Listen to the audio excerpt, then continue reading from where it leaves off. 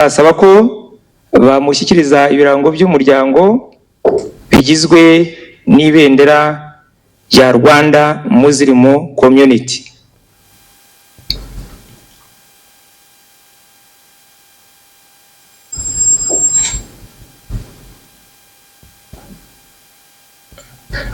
Yego, nkuko mbibona ririya bendera yanditseho amagambo avuga ngo la ilaha illallah Muhammadur Rasulullah. Nta yindi mana ikwiriye gusengwa no gusingizwa mukuru usibye Imana imwe gusa rukumbi, Muhammad Imana Muhammad n'umugisha akaba intumwa yayo, ntabwo ari umwana wayo. Bikaba rero rirangwa n'ukwezi n'inyenyeri nk'ikimenyetso cy'urumuri rw'amahoro kandi rutuje. Iki nicyo kirango cy'umuryango w'Abayisilamu mu Rwanda.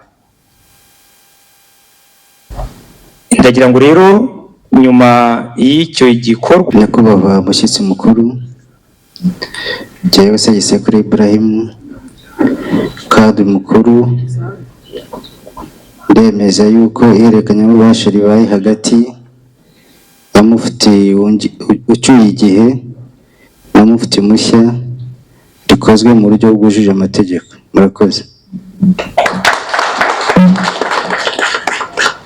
Allahu akbar, Allahu akbar, Allahu akbar, la ilaha illallah, Allahu akbar, Allahu akbar walillahil hamdu. Nyakubahwa mushyitsi mukuru, nyakubahwa mufti w'u Rwanda, murakoze nyakubahwa kandi kuri icyo gikorwa cyiza murangije kutuyoborera. Nyakubahwa mushyitsi mukuru, nyakubahwa mufti w'u Rwanda, turabikora nk'uko byateganyijwe kandi nk'uko mwabyifuje.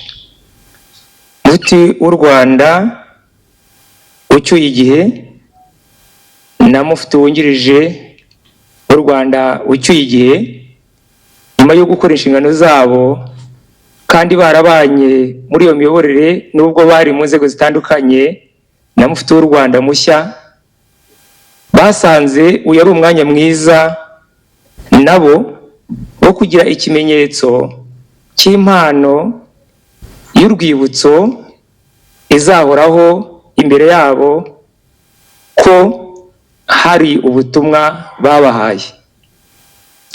Abangira ngo munyemerere muri kano kanya dusabe ko habaho kwakira impano nyakubahwa mufti w'u Rwanda Sheikh Musa Sindayigaya kuri uyu mwanya wa none ashyikirize impano yageneye nyakubahwa mufti w'u Rwanda ucyuye igihe. Turasobanura ibyayo ari uko amaze kumugeraho, ndasaba ko protokole yakira uko ndi kubibona hari muri urwo rw'umweru asa n'ibara ry'umweru iki kibitsemo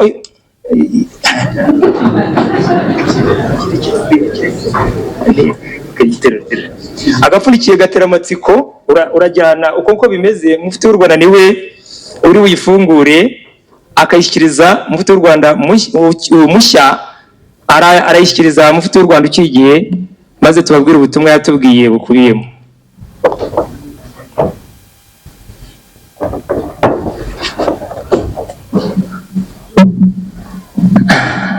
Assalamu alaikum warahmatullahi wabarakatuh.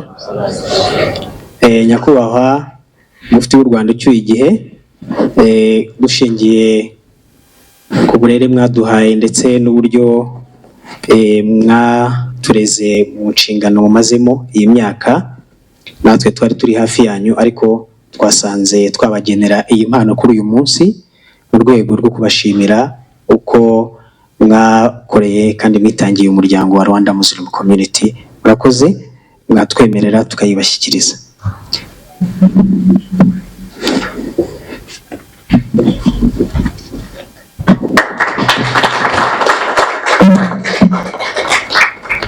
Murakoze cyane nyakubahwa mufti w'u Rwanda. Hejuru y'icyo gisobanuro atanze rero nuko nkuko mbibona iriya mpano n'impano isobanura ikintu kinini. Mufti w'u Rwanda ayobora umuryango w'Abayisilamu mu Rwanda imyaka yose 8 ishize, hari harimo n'ibitoroshye, hari harimo n'ibikomeye, nk'uko kiriya kimenyetso kibyerekana.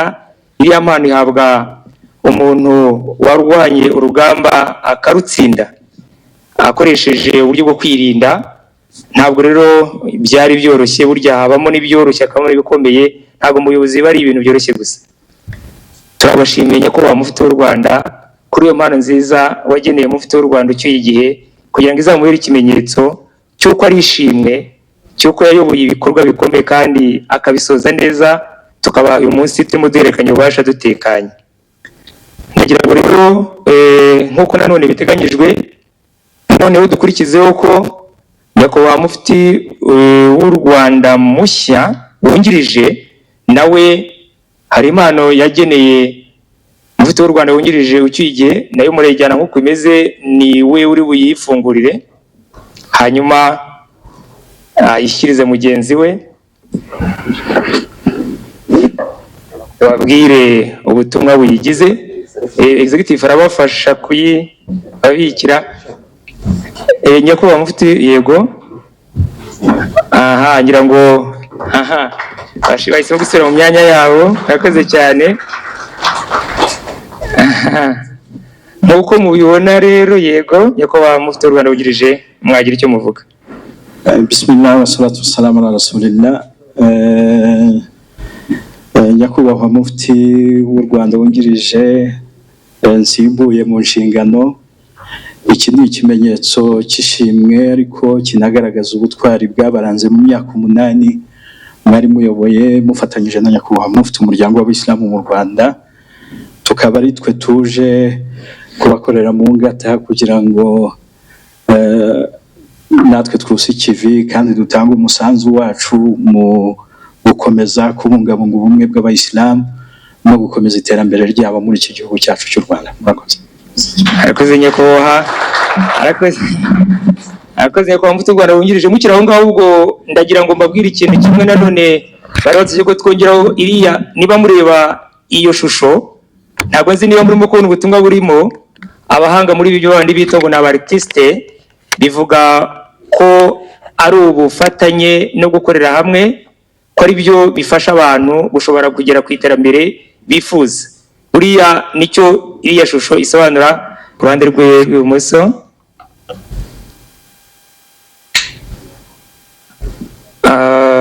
Nyuma y'ibyo rero, gahunda uko igiye kugenda ikurikirana, imbere ya kadhi mukuru kandi akaba ari nawe uyobora iki gikorwa mu ishyirwa mu bikorwa ryacyo, turasaba ko hagiye gukorwa ibikorwa 6, ariko turahera ku cya mbere. Abari muri protokoli bashyire hafi, kuko ibikorwa 6 biraba bigizwe no kuba kandi w'u Rwanda agiye gushyikiriza no kuba mufti ucyuye igihe agiye gushyikiriza mufti mugenzi we umusimbuye mu nshingano igitabo gitagatifu cya Korani, kuko ari cyo tegeko rikuru Abayisilamu bagenderaho.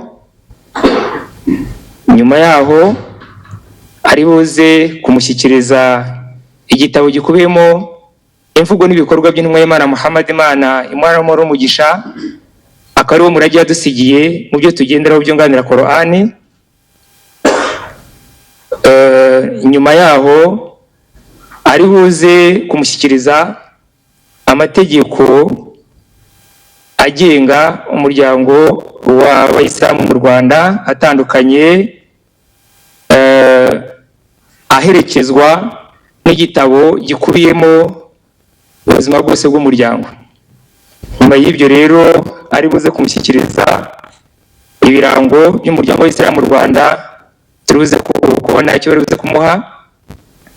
Ibyo biraza gusozwa no kwakira impano mufti w'u Rwanda ari bube yageneye uyu mufti mushya.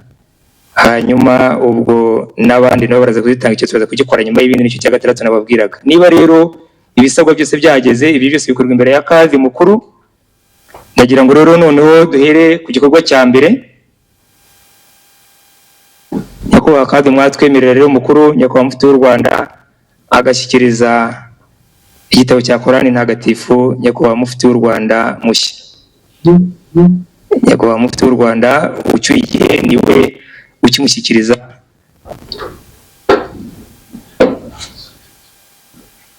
Kiriya ni igitabo gitagatifu cya Korani, akaba aricyo gikubiyemo amategeko n'umurongo ngenderwaho mu Buyisilamu. Executive Secretary arabafasha cyangwa se ushinzwe protocol kwakira ibikorwa biri mu gikorwa cy'ihererekamubasha.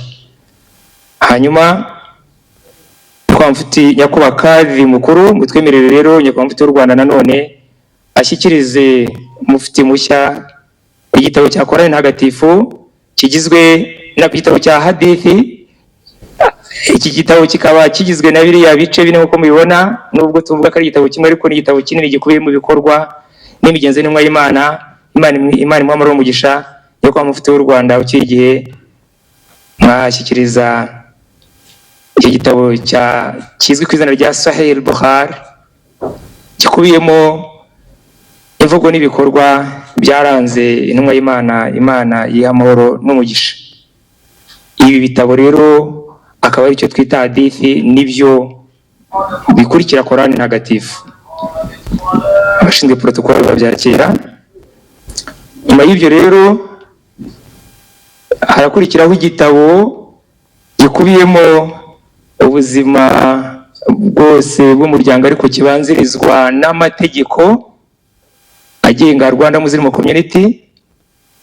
Nyakubahwa kandi mukuru mufti w'u Rwanda ucyuye igihe ayo mategeko ngira ngo arayashyikiriza mufti mushya.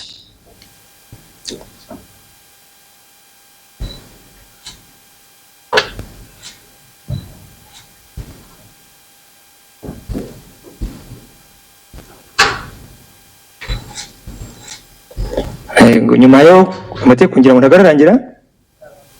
Noneho nyuma y'amategeko nyakubahwa mufti ucyuye igihe arashyikiriza igitabo gikubiyemo ihererekanyabubasha nyirizina, kiba gikubiyemo ubuzima bwose bw'umuryango. Hanyuma namara kucyakira turaza no gukurikizaho kuza kubona umwanya wo gushyiraho umukono imbere ya mufti w'u Rwanda, ariko arabanza acyakire.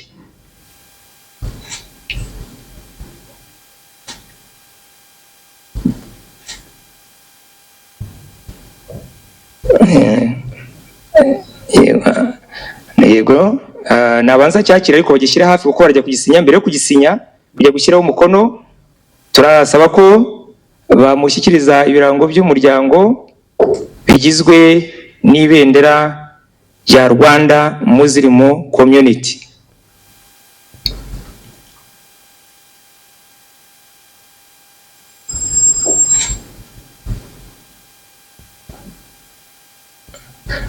Yego, nk'uko mubibona ririya bendera ryanditseho amagambo avuga ngo la ilaha illallah Muhammadur Rasulullah. Nta yindi Mana ikwiriye gusengwa no gusingizwa mu kuri usibye Imana imwe gusa rukumbi, Muhammad Imana imuha amahoro n'umugisha, akaba intumwa yayo ntabwo ari umwana wayo. Rikaba rero rirangwa n'ukwezi n'inyenyeri nk'ikimenyetso cy'urumuri rw'amahoro kandi rutuje. Iki nicyo kirango cy'umuryango w'Abayisilamu mu Rwanda. Ndagira ngo rero nyuma y'icyo gikorwa hakurikireho igikorwa mbere yo kwakira gushyiraho umukono. Nyakubahwa mufti w'u Rwanda yateganyije impano yageneye mufti w'u Rwanda mushya, akaba ari mu muhango mwiza. Tukaba dusaba rero ko iyi mpano ishyikirizwa kandi maze akayishyikiriza mufti w'u Rwanda ucyuye igihe. Iri ikaba ari impano y'umwambaro ubundi bamenyereye ku mwambaro witwa ijuba. Akaba yifuje kuri uyu mwanya mbere yo nyakubahwa mufti w'u Rwanda mushya ashyira umukono kuri iriya hererekanyabubasha ayimwambika, akaba ari umwambaro ukwiriye kandi unagenewe abantu nka ba mufti w'u Rwanda. Nyakubahwa mufti w'u Rwanda noneho uwo mwambaro mwawumwambika.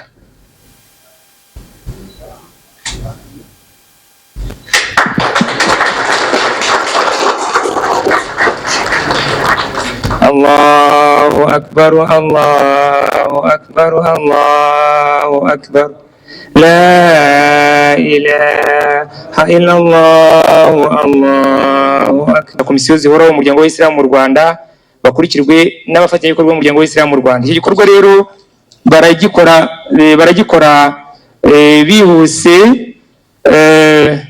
kugira ngo igikorwa kigende neza, hanyuma turaza kuza gukurikizaho nyuma y'uko bayimamu b'uturere barangiza kumuha ukuboko kwa baya nk'uko twari tubivuze, abayimamu b'intara barakurikirwa n'abagize urwego rushinzwe ubugenzuzi mu muryango w'Isilamu mu Rwanda, hanyuma baze gukurikirwa n'abaperezida ba za komisiyo zihoraho mu buyobozi bukuru bwa Rwanda Muslim Community. Abangaba baraza gukurikirwa n'abafatanyabikorwa all partners of Rwanda Muslim Community, nibo baza kuza gukurikira ruriya rwego, turaza kuza kubabwira. Hanyuma nyuma yaho baraza gukurikirwa n'ababaye ba mufti w'u Rwanda bari hano. Ahangaha dufite n'abandi bafatanyabikorwa twakunze kugenda duhurira mu bikorwa byo kunganana mu bitekerezo. Hari ababazi cyane cyane mu cyiswe special cell, abo baraza kuza gukurikiraho. Hanyuma nyuma y'abo ngabo baraza gukurikirwa noneho n'abahagarariye amadini turi kumwe hano. Ubwo niko turi tugenda tugana ku cyiciro cya nyuma gisoza. Nyuma y'aho ngaho haraza kuza noneho gukurikiraho ba mufti w'u Rwanda bungirije, tukaba tuboneyeho no kuza gusaba mufti w'u Rwanda wungirije mushya we ko yaza kujya muri kiriya cyicaro kiri hariya imbere. Abashinzwe protocol baza gushaka indi ntebe hariya, ariko yego ubwo nyine nawe birumvikana iyo barimo ba hak baya mufti w'u Rwanda nawe baba bayimuhaye mu buryo buri indirect, bitabujijwe ko nyuma baza no kumuha n'ukuboko. Nyakubahwa mufti w'u Rwanda wungirije ajye kwicara muri kiriya cyicaro, kuko nawe buriya barimo baha baya mufti nawe baba barimo bayimuha.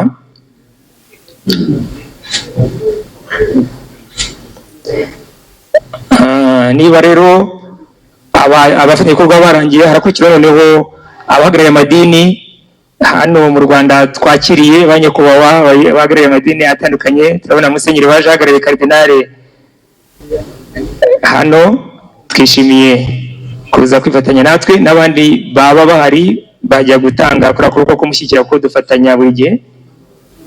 Hanyuma turashaka ba mufti bacyuye igihe, twahoze tubona Sheikh Mufti wacyuye Gavutu Abdul Karim. Uyu ni umwanya wo kujya guha baya nyakubahwa mufti w'u Rwanda, ajyane na ba visi mufti. Hari na Mufti Saleh Honorable Ambassador Mufti Saleh na ba visi mufti nabo bari hano, bacyuye igihe bajye gutanga baya kwa mufti w'u Rwanda. Yego, ubwo nyine bariyumva abaye ba mufti w'u Rwanda, abaye ba mufti w'u Rwanda wungirije turi kumwe hano. Yego, nyakubahwa mufti w'u Rwanda wicyuye igihe. Yego, none ubwo nyakubahwa mufti w'u Rwanda nyine yahageze, turasaba rero ko ubwo noneho iyo bigeze aha ngaha ikiba kigiye gukurikiraho, hari abandi basigaye n'abandi. Ubwo turacyakomeza abayisilamu kazi. Turi kumwe na nyakubahwa Honorable Madina n'abo badamu bicaranye barimo Hajati Zulfati, Hajati, abandi Hajati bose ko bari hariya bagende nabo bamuhereza ukuboko, biremewe mu kumushyigikira.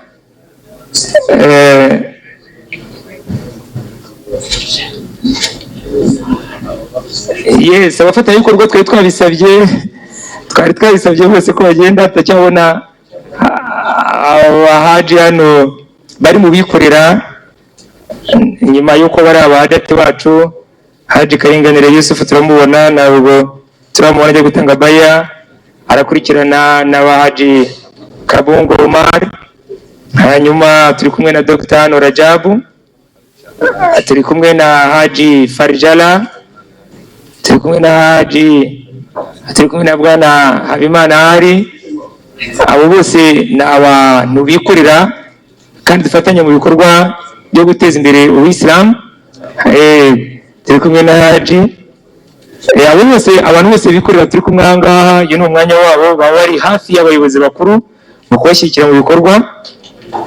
Iyi bariya rero iba ari ikintu cyangombwa kuko aba ari gutanga isezerano. Haji Mazimaka yahageze, namubonye yagiye gutanga baya. Nizere yuko nawe utagiye gutanga baya uri hano, kugira ngo noneho twihute dukurikizaho gahunda noneho y'ifoto y'urwibutso. Iyo ifatwe n'abantu bake mu by'ukuri baduhagarariye, ntabwo twese dushobora kuba twafata iyi foto.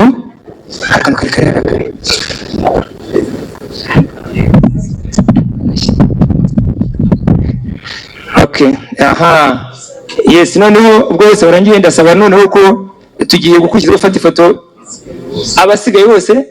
Yes, nyakubahwa mufti w'u Rwanda asabye ko niba hari abasigaye, mufti w'u Rwanda wungirije aka kanya rero nanone tukaba dusaba ko nyakubahwa mufti w'u Rwanda wungirije mushya aza nawe hano ku ruhande rwa nyakubahwa mufti mugenzi we, kugira ngo nawe yakire impano yagenewe na nyakubahwa mufti w'u Rwanda ucyuye igihe.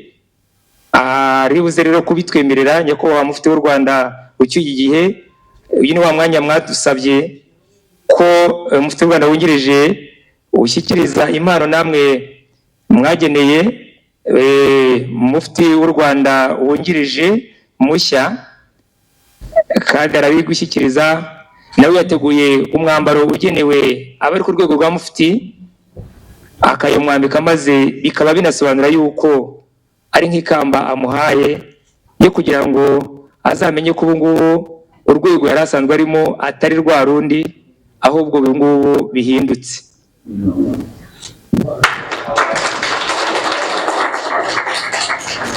Allahu akbar, Allahu akbar, Allahu akbar, la ilaha illallah, Allahu akbar, Allahu akbar, walillahi alhamdu. Nyuma y'ibyo rero nyakubahwa mushyitsi mukuru, nyakubahwa mufti w'u Rwanda, nyuma yo kwambikwa uyu mwambaro w'icyubahiro muri aka kanya, noneho turagira ngo nk'uko muhagaze gutyo mwerekere muri ziriya ntebe, kugira ngo mufti w'u Rwanda mushya akore noneho asinye kuri ariya hekanyabubasha imbere ya kadi mukuru. Nyakubahwa kadi mukuru urabayobora, murajya kwicara muri ya ntebe yanyu. Mufti w'u Rwanda nawe ajye kwicarana na mufti w'u Rwanda wungirije muri ziriya ntebe za perezida wa komisiyo y'amatora, watuyoboriye amatora ku rwego rw'igihugu, n'abandi bari muri staff ya mufti w'u Rwanda. Nyuma y'aho tugomba gufata ifoto y'urwibutso iri bujyemo bake baduhagarare twese, kuko bitakunda ko twese ko twicara hano twayijyamo.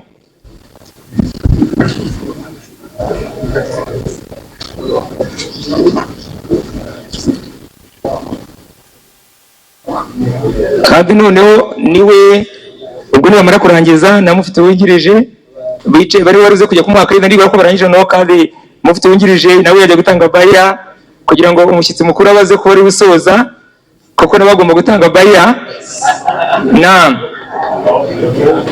Nanjye kandi ndaza kujya gutanga baya, nibyo nijye ubanza.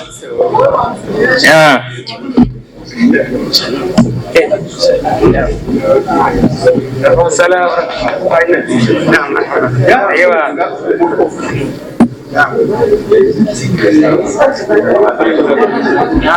Executive Secretary nawe agomba kujya gutanga baya. Aha, nizeye ko rero nta muntu. Yes, deputy CEO wa Rwanda. Yes, aba rero nibo bashyitsi bakuru dufite nyakubahwa umuyobozi w'urwego rw'igihugu ushinzwe imiyoborere hamwe n'umwungirije. Iyi ni foto ikomeye y'amateka. Nyakubahwa rero mwese mukira abamutanga baya mumbabarire mukomeze muhagarara aho ngaho na mufti w'u Rwanda, hanyuma nsabe rero ndabaza ufata ifoto y'urwibutso. Twifuje ko namwe yego ko mwari muhagaze aho ngaho kandi mukuru ugenda ukurikireho na vice mufti, hanyuma ba vice mufti bari hano nabo bakurikireho. Vice mufti bacyuye igihe bose turabashaka hariya, ba mufti bacyuye igihe turabashaka muri ya foto aho bari. Perezida wa majlisi, abandi baraza kujya no hejuru, hanyuma turasaba Honorable Madi